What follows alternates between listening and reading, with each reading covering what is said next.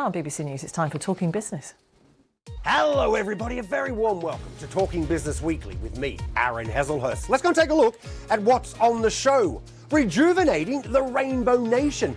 As South Africa forms a new government, just how will it get the colour back into its economy? One of the world's worst unemployment rates, crippling power outages, and foreign investors fleeing are just some of the problems from years of mismanagement of Africa's second biggest economy. I'm going to be discussing all of that with these two. There they are, the head of one of South Africa's leading business groups, who tells me the top priority for any new government has to be fixing the basics: electricity, water and transport. Also, the man in charge of economic policy for the Democratic Alliance. As the second biggest party, they're set to have an influential say in South Africa's future. Plus, working harder in your Workday. The big boss of the US software giant that helps power Netflix, Levi's and FedEx tells me why artificial intelligence will bring a step change in human productivity. Wherever you're joining me from around the world, once again a big hello and a warm welcome to the show. You know, this week we're focusing on South Africa, one of the most advanced economies on the continent, but one with huge challenges for the new government to get to grips with. Unemployment, power cuts and infrastructure. They're just the start. And that is despite the IMF, the International Monetary Fund, forecasting by the end of this year, South Africa will once again be the continent's largest economy, ahead of Nigeria and Egypt. The ANC, it came out on top in the recent elections with 40% of the vote. But for the first time since the advent of democracy in 1994, Nelson Mandela's party didn't win a majority, making a coalition government very likely. What this election has made plain is that the people of South Africa expect their leaders to work together to meet their needs. As you can see here, the economy has grown significantly since the end of apartheid in the 1990s, but amid widespread difficulties, it's really struggled to grow in the last decade or so. One of the most pressing issues in the election was unemployment. 1 in 3 South Africans that could work don't have a job. It's one of the highest rates in the world. As a result, over 24 million people, or 39% of the population, receive some form of government welfare payments. That's just one thing that's pushed up government debt. Other factors include less money coming in from taxes, as well as higher interest rates and public sector wages. And growth has also been hurt by foreign companies investing less money. It was down a third last year as power outages and unreliable infrastructure just continue to make it hard for companies to operate. And all of this is being felt rather acutely in people's everyday lives, as our very own Shinga Nyoka explains from Johannesburg. This is Africa's most industrialized nation, but it also remains deeply unequal, with millions of South Africans struggling to survive. Water and electricity supplies are erratic, and the really high cost of living has forced some to borrow money to buy food. 24 million people receive welfare, but from a really small tax base. So what do people want from the new government? More business opportunities for younger people, because I've been looking for a job for 2 years as an animator and I couldn't find anything so far. Firstly, more opportunities and work and job for the youth, just to make things much more accessible for them. Secondly, can you stop with the load shedding as well? Can you have electricity? My greatest frustration is just in terms of just service delivery. I think a lot of South Africans, with the economy at the moment, things are tough. Perhaps the biggest challenge is unemployment, a ticking time bomb that's particularly affected the youth. But there are also electricity cuts, which are caused by aging power plants and corruption. And those have forced many small businesses to close and impacted the economic growth. In order for the ANC to form a government, it needs to get into a coalition. The main opposition, the Democratic Alliance, is seen as pro-business, a move opposed by the trade unions. Other parties have various radical positions, nationalizing mines and land grabs without compensation. Here in Africa's wealthiest square mile, international investors and businesses, many of them listed here on the Johannesburg Stock Exchange, are watching closely. So there you go. That's what economic dysfunction means for millions of South Africans. But just how disruptive is it to big business? Well, to find out, I've been catching up with the boss of one of the country's most influential business groups. It is Business Leadership South Africa. Busisiwe Mavuso, a real pleasure having you on the show. And Busi, let me start with this because your membership, it includes some of the biggest companies in South Africa, both local names like Bidvest and ABSA, as well as some big foreign companies, Anglo-American and Amazon.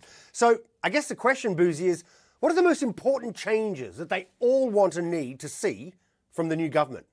There is a lot that business would like to see in this country. And I think some of those changes really, in the main, relate to the trading environment. Our trading environment is not conducive at the moment. And when you look at it, it is really a function of the network industries. You've got 4 network industries in this country. 3 of them are dysfunctional. You have water that is dysfunctional. You've got energy that is dysfunctional. You have transport and logistics that is dysfunctional. The only one that is working as it should is telecoms. So I really think that ours is to, and our plea, to the government is for the government to really fix the basics. And as business, we are committed to continuing to work with government and to providing whatever support that they are going to need. We are very clear as the business community that we are not going to support an administration, though, that is actually going to usher in another era of economic destruction. And Busi, South Africa's economy, it's often regarded as a springboard for the rest of the continent. But as we know, it's really struggled to record any meaningful growth over the last decade. In fact, according to the IMF, in dollar terms, it's shrunk nearly 20% since 2011. So, it begs the question, why has it been such a struggle? It has been a struggle because you don't have political will. Our problems are huge, but they're not insurmountable. So you need a government that is committed to ensuring that we can fix our challenges. Business has been calling for the reform agenda for quite some time. A reform agenda that is going to ensure that the policy clarity and the policy certainty that we require as the business community is addressed, and that has not been forthcoming. Busi, I want to talk to you about South Africa's unemployment. It's one of the highest rates in the world, 33%, 45% for young people. And just last year, the United Nations called it a ticking time bomb that threatens social cohesion and strains public resources. So, Busi, what's it going to take for the private sector to create the jobs they need? And what do you fear will happen to the country if the new government doesn't tackle this properly? It's a recipe for disaster, and we're very conscious of that as the South African leadership, both business and government. Arguably, the issue of unemployment is the biggest albatross that hangs around our neck as a country. South Africa has got 9 provinces, so only 2 provinces have got more people that are employed. The rest of the 7 are sitting with more people that are unemployed, which is just not sustainable. With such high levels of domestic inequality, you are never going to be able to attain social stability. So we are definitely at risk, of the erosion of social cohesion. You don't create jobs. Jobs are a function of supply and demand. You need to create an environment that is conducive for investment. Because then when investment comes in, then jobs can be an outcome. Many of us know, Busi, that one of the most high-profile problems South Africa faces is the electricity blackouts, with power regularly going off for, 10 hours a day because there is more demand than supply. So just describe what impact that actually has on businesses right across the economy. The impact has been huge of not having the right energy security. Rather, a whole lot of small businesses have actually shut down. A whole lot of big businesses have continuously raised this as an issue that is the main contributor to the trading environment that is not conducive. But I must say that about a year ago, we established a business-government partnership, which is focusing on fixing the 3 areas of energy, transport, logistics, and crime and corruption. And I really think we have actually done very well in the partnership. And that is one of the things that we're hoping that this new administration will continue. Busi, until 2 years ago, you were on the board of the state power firm Eskom, but you quit because of your criticisms over the way it was being run. Its chairman has said that, not long ago, that the blackouts were now fixed. So do you and South Africa's business community have the confidence that that's the case? And if so, do you think that's going to encourage more investment in the future if you know you have electricity? So we do believe that the progress that has been made in dealing with the issues of energy security is a sustainable one. A lot of people are skeptical in South Africa right now. They are saying that we haven't had load shedding because of the elections. It's definitely not that. We know that because we've been in the engine room with Eskom over the past year. And I do believe that once you get such basics right, you are well on your way to try and start attracting investment back into the country again. It does appear that foreign companies just don't seem to want to invest at the moment in South Africa. I mean, the central bank says foreign investment was down a third last year. But Busi, surely those external investments are just, well, so crucial to the economy. How do you get them to come back? And that is precisely the problem, right, Aaron? Because capital has many addresses. Capital is like water. It will always follow the path of least resistance. And we've really made it difficult for capital to land here, as a country. And as much as South Africa is very strategic in the African continent, we are not the only game in town. You are currently seeing East Africa eating South Africa's breakfast, and it becomes difficult because once investors leave, they leave. And when they land somewhere else, it's normally a long-term commitment. But we do hope, that because of the strategic nature of the South African economy, because of the size of our domestic market, because of all those strengths, because of the rule of law that we have in this country, we really hope that once we get our house in order, then we will start to see investment trickling in. Busi, the credit rating agency Moody's, it's actually warned that a coalition government is likely to make it difficult to run the economy. So, well, do you agree with that? Or do you think that having the ANC work with other parties just might be, well, what's actually needed to give the economy the jolt that it clearly needs? I actually believe that that is what is actually needed. I don't think that they can continue having total control. I really think that they need someone to hold them accountable. The coalition governments that we've actually had in the municipalities have actually been chaotic. They've have ineffective decision making. There's been disunity. But it doesn't mean that all coalition stories cannot be a success. And Busi, let me end on this. Given South Africa's prominence on the continent, just how damaging are its economic struggles for the rest of Africa? They're actually very damaging. So I'm a firm believer, that South Africa is really the country that is supposed to be the tide that lifts all ships being the rest of the 54 African countries. That is why it is incumbent and very urgent that we actually get our story right and get our house in order. And we are well on our way of doing so as a country. Well, on that point, Busisiwe Mavuso, the big boss of Business Leadership South Africa, a pleasure having you on the show. Thanks for your time. We'll talk to you again soon. Brilliant. Thank you so much. Thanks for inviting me. So, what can government do to tackle these problems? Well, the ANC, as we know, won the election but didn't win a majority. So, it is looking to form a coalition. We asked to speak to the ANC Finance Minister, Enoch Godongwana, but we were told he wasn't available. So we decided to speak with the man in charge of economic policy for their potential coalition partners, the Democratic Alliance, who came second with 22% of the vote. Dr. Dion George, a real pleasure having you on the show. And Dion, let me start with this. From your perspective, as the second biggest party, and as we record this, possibly part of a coalition government, Dion, what's the most pressing challenge facing South Africa's economy right now? Well, there are several problems with our economy at the moment. I think chiefly is that our economy is not growing. And as a consequence of that, we have unemployment and we have poverty. And what comes from that is a lot of difficulty with the population being able to feed themselves sufficiently and also to be able to grow as they would like to. And also fundamentally is for everybody in South Africa to become what they're capable of becoming. And people are actually hungry. That 81% of households in South Africa are not able to put enough food on their table. And there are 5 million children in South Africa that are starving today. That's the fundamental problem we have here. Dion, the jobs crisis, it's pretty damning in your country and one of the highest rates in the world. How on earth do you fix that? And how long could that take? Now, the reason why our unemployment is so high is obviously our economy is not growing. We need to get our economy to grow.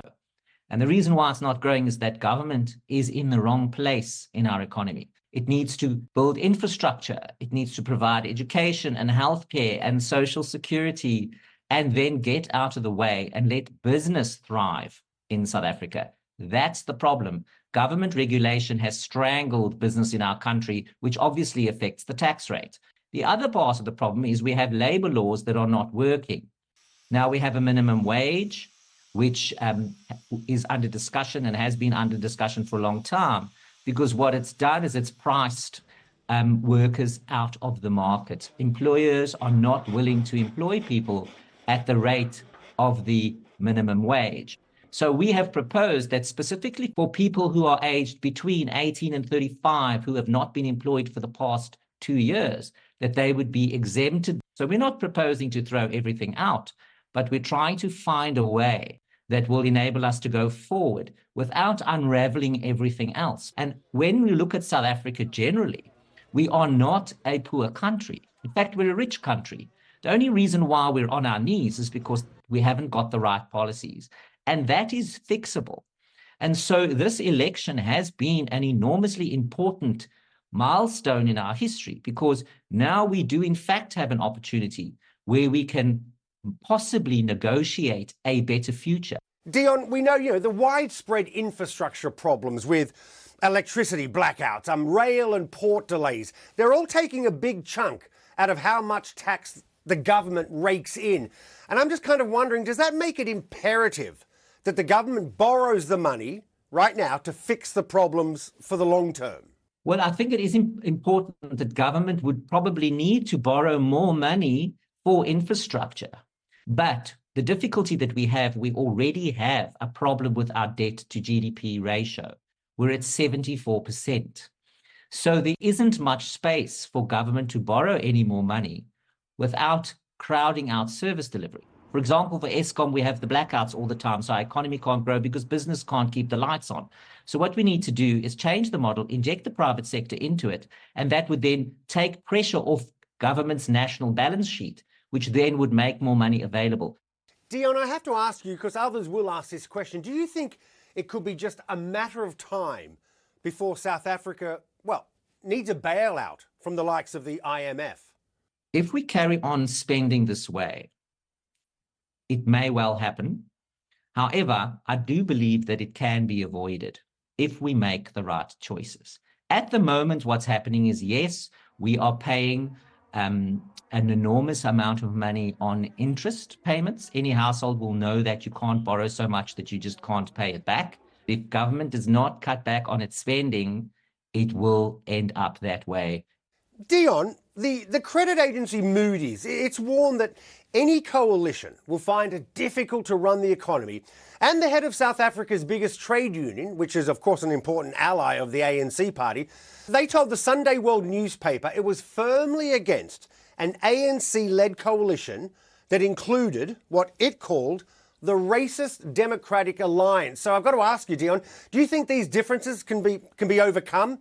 And how important is that for South Africa's economy? Well, I think it always boils down to choices. The trade unions, in particular, do not like the DA's economic policy because we believe it's necessary to rein back the public sector wage bill.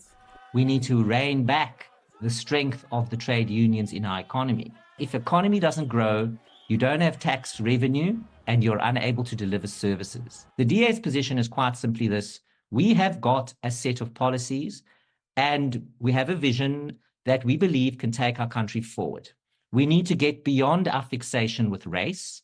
Yes, it is true that we're only 30 years since the end of apartheid, and that's a very small period of time. So it will take much longer before we can become the post-racial society that we should become. But on the journey to that, we need to pick the right solutions. I have lots of discussions with the Minister of Finance, and we both agree we have a growth problem. The ANC does not believe that it has a spending problem, which it does do. So that choices need to be made, because if we don't do that, what's going to happen is we'd end up with a bailout. We'll end up with an economy that doesn't grow. And of course, heaven forbid, we might end up with violence that nobody wants. We need to set aside our deeply entrenched ideological perspectives and say what's good for our economy, because if it grows, it lifts everybody. Well, on that point, Dr. Dion George, Shadow Finance Minister for the Democratic Alliance, really great to have you on the show. Good luck with everything, and we'll check in with you soon. Thank you very much. Okay. Have you ever wondered how the big companies just keep themselves running, whether it's the streaming giant Netflix or the French car maker Renault or the aerospace conglomerate Rolls-Royce? You know, there's a lot more going on behind the scenes than their millions of end users around the world ever get to see. They have huge teams of people who need to get paid, big budgets to keep in check, and supply chains to keep running. Well, Workday, it is one of the software giants that helps thousands of big companies keep all of that going. So I checked in with its big boss. Carl Eschenbach, great to have you on the show. And Carl, let me simply start with this, especially for the uninitiated. Just explain what Workday does. Workday is a company that provides a very powerful platform to allow companies to manage their most critical and most important assets, their people and their finance. And we have a very powerful set of customers around the world.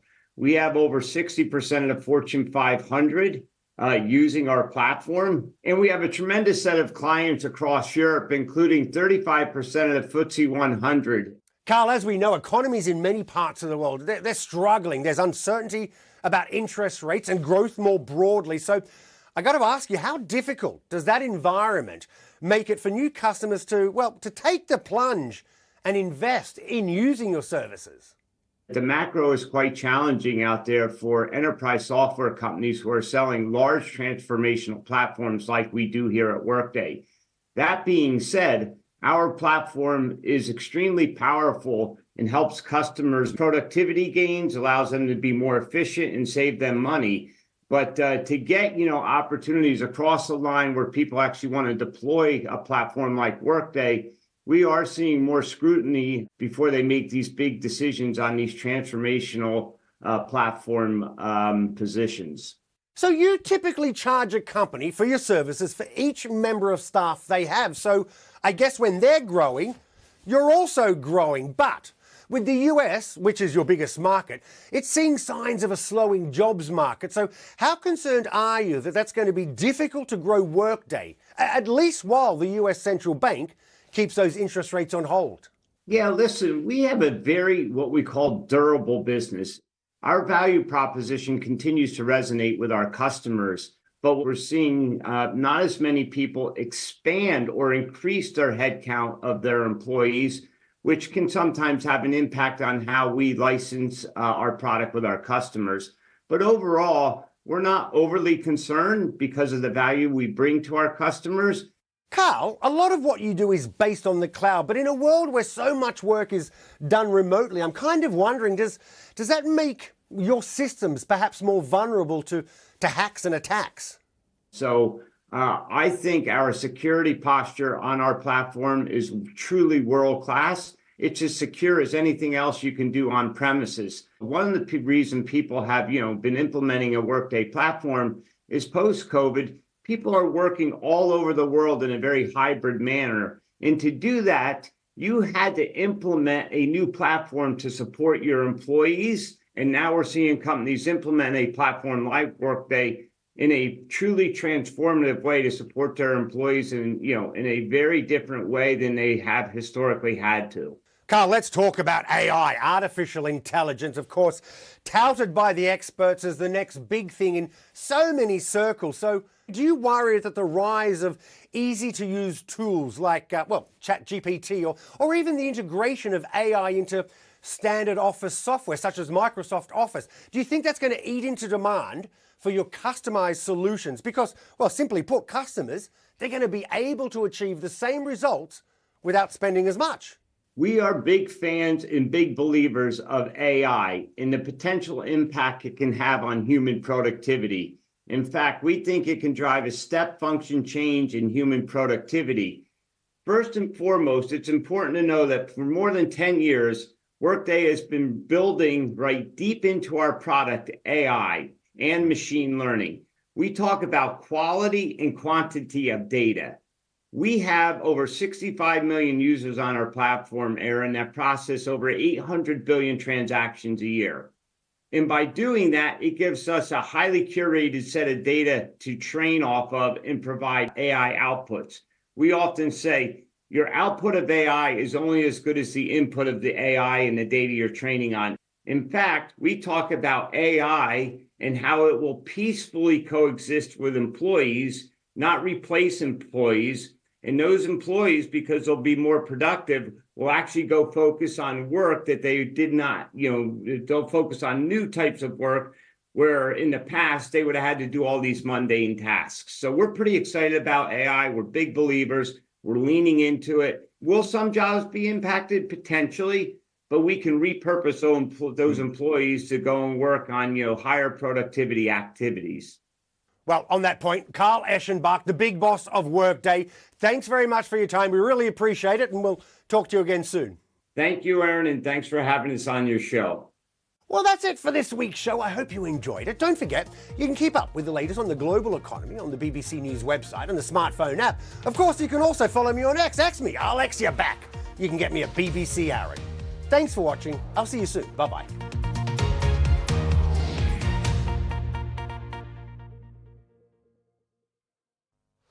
Hello. Whilst it continues to be quite pleasant when the sun's out, the cool story continues for many this week.